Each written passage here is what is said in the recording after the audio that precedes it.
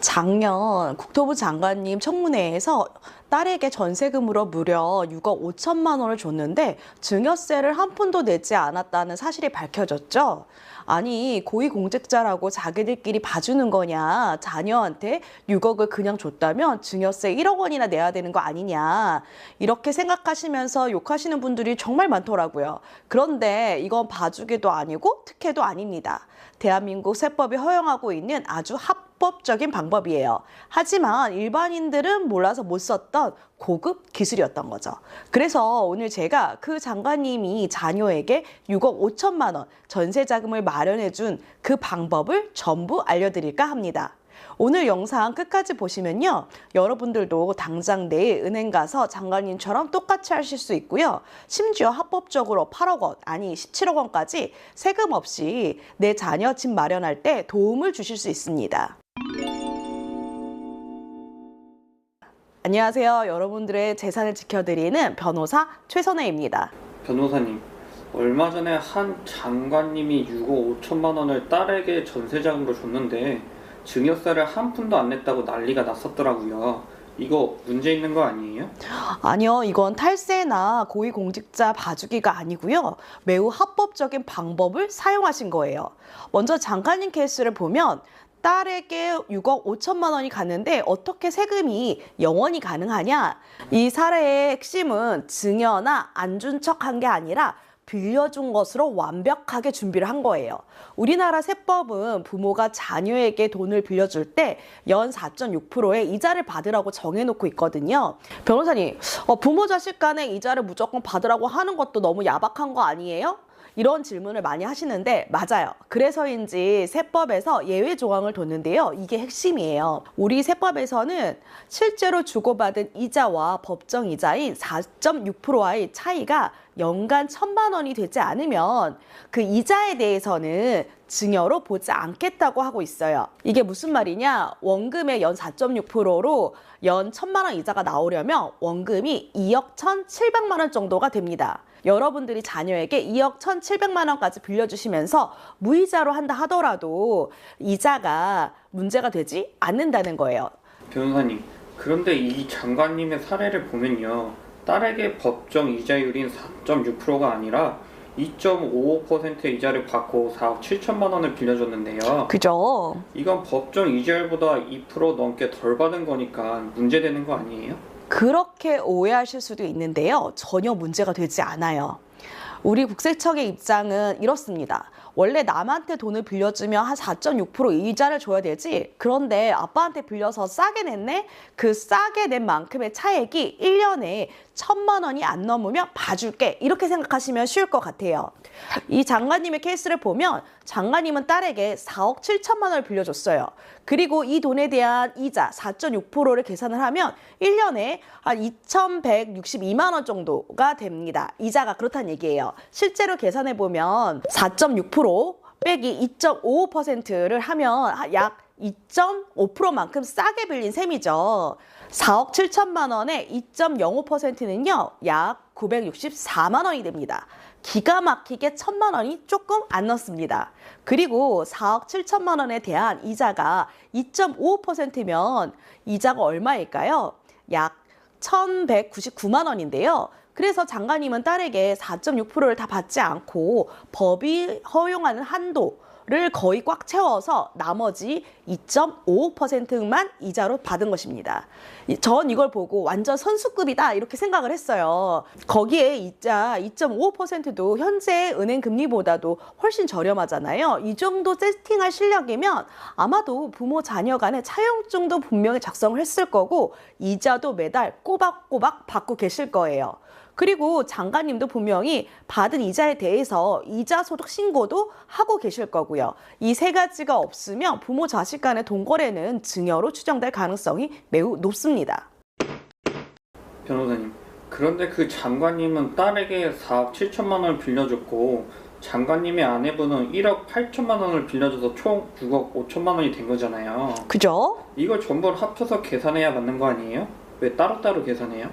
이게 오늘 영상에서 가장 중요한 부분 중에 하나거든요. 집중하세요. 여기서 증여와 차용의 결정적인 차이가 나옵니다.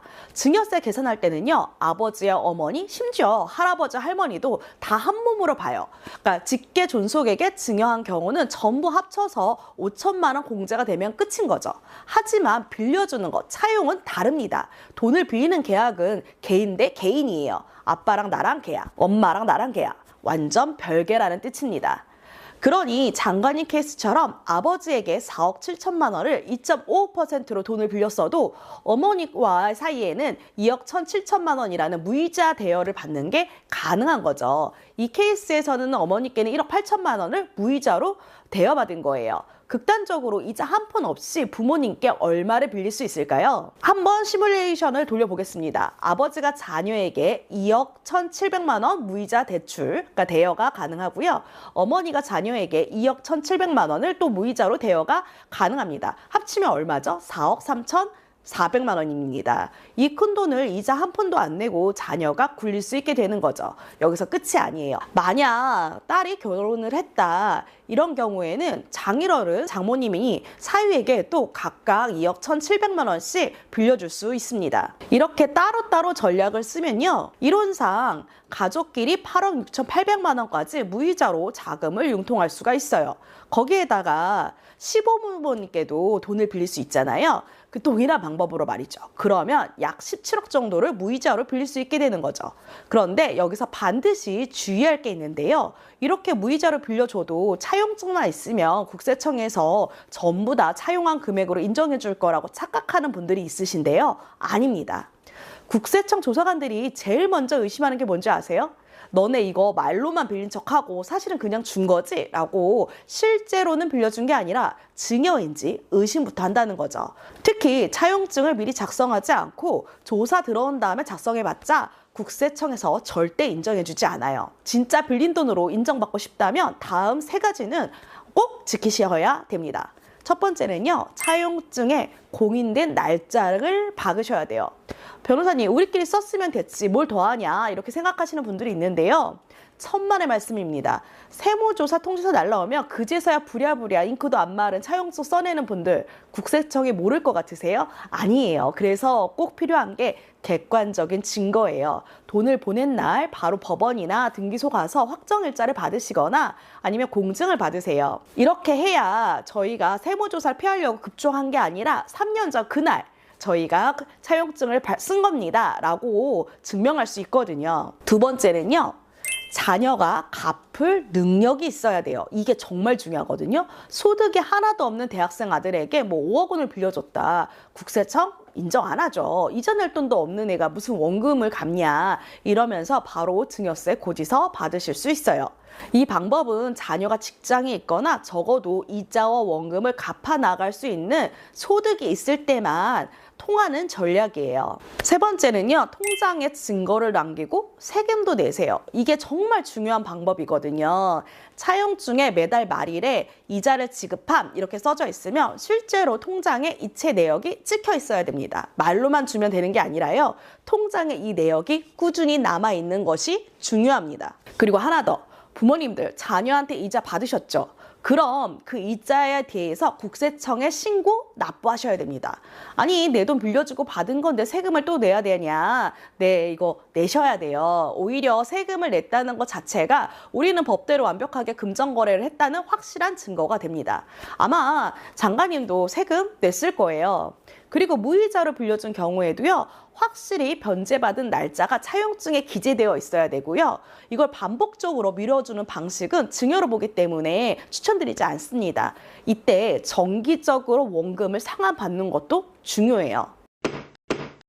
오늘 내용을 간단히 정리해보면요, 장관님이 딸에게 전세 6억 5천만 원을 주고 증여세가 0원인 이유는 특혜가 아니라 절세고 법적으로 안정적인 장치예요. 그 돈을 그냥 준 게 아니라 빌려준 걸로 제대로 처리를 했기 때문인데요. 여기서 절대로 착각하시면 안 되는 거는 차용증 한 장 써놓고 끝 이렇게 생각하시면 바로 세금 폭탄 맞는다는 겁니다. 국세청에서 보는 거 세 가지 알려드렸죠? 첫 번째, 차용증 날짜가 확실하냐? 두 번째, 자녀가 갚을 수 있는 능력이 있었냐? 세 번째, 이자에 대한 내용들이 통장에 기록이 남아 있느냐? 이 세 개가 정확히 되어 있으면 뉴스에서 나오는 것처럼 큰 돈도 증여가 아니라 대여로 인정받을 수 있습니다.